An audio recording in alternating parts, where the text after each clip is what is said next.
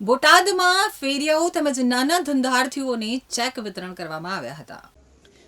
બોટાદ નગરપાલિકામાં આવેલ town hall ખાતે પીએમ સ્વનિધિ રાષ્ટ્રીય શહેરી આજીવિકા મિશન યોજના દ્વારા બોટાદ શહેરમાં આવેલા શહેરી ફેરિયાઓને તેમજ લારી ગલ્લા પાથરણા તેમજ નાના ધંધાર્થીઓને બોટાદ નગરપાલિકા દ્વારા ધંધો રોજગાર કરવા માટે લોન પેટે 15,000 તેમજ 25,000 તેમજ 50,000 સુધીની રકમના ચેક આપવામાં આવ્યા હતા.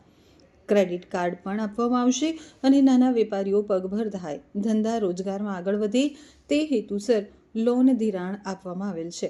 આ કાર્યક્રમમાં નગરપાલિકાના કર્મચારીઓ તેમજ બેંક મેનેજરો અને ચેરમેન સહિત ઉપસ્થિત રહી નાગરિકોને વધુમાં વધુ રોજગારી મળી રહે તે હેતુસર આયોજન કરવામાં આવ્યું હતું.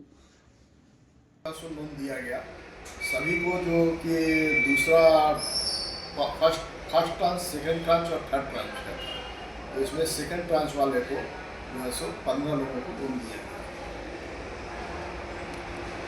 આ લોનની અંદર વ્યાજ દરમાં કેવા પ્રકારનું રહેતું હોય છે એના વિશે શું કહેશો?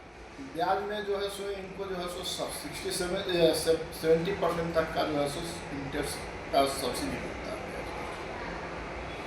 લોન આપવામાં આવી અને 3 તબક્કામાં લોન આપવામાં આવી છે. 15,000 પહેલી લોન 15,000, બીજી 25,000 અને ત્રીજી 50,000. વ્યાજ દરમાં કેવા પ્રકારનું વ્યાજ દર હોતું હશે? સાવ ઓછું 7% વ્યાજ. કેટલાની લોન આપવામાં આવતી છે? કેટલા પૈસાની લોન આપવામાં આવતી છે ફેરિયાઓને? પહેલી 15,000ની, બીજી 25,000ની અને એ 2 લોન પૂરી થાય એટલે ત્રીજી 50,000.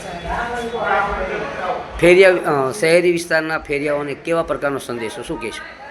શહેરી વિકાસના ફેરિયાઓનો સંદેશો છે કે આ લોનનો ઓછા વ્યાજ દરે વધુમાં વધુ લાભ લે અને તેના આજીવિકામાં મદદરૂપ થાય એ માટે નગરપાલિકા સતત તેનો પ્રયત્ન. એ લોન આખી પૂરી કરી પછી 20,000 રૂપિયાની લોન આપી. એ લોન આપ્યા પછી અમારે ધંધામાં ખૂબ સારું રહ્યું છે. એ બીજી લોન પૂરી કરીને અત્યારે ત્રીજી લોન 50,000 રૂપિયાની નગરપાલિકાની અમને સાહેબ મળી. ફેરિયા માટેની લોન.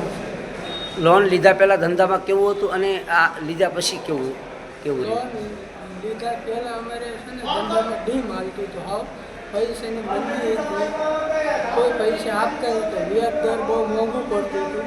તેથી નગરપાલિકાની સહાય મળી અંતર્ગતથી પછી અમને સરકાર તરફથી લોન મળે છે. એમાં વ્યાજ કાંઈ ઓછું આવે છે આમ સામાન્ય. અત્યારે પરિસ્થિતિ સારી છે, છોકરા સ્કૂલે ભણવા જાય છે, બહુ સારું છે નગરપાલિકાની લોન.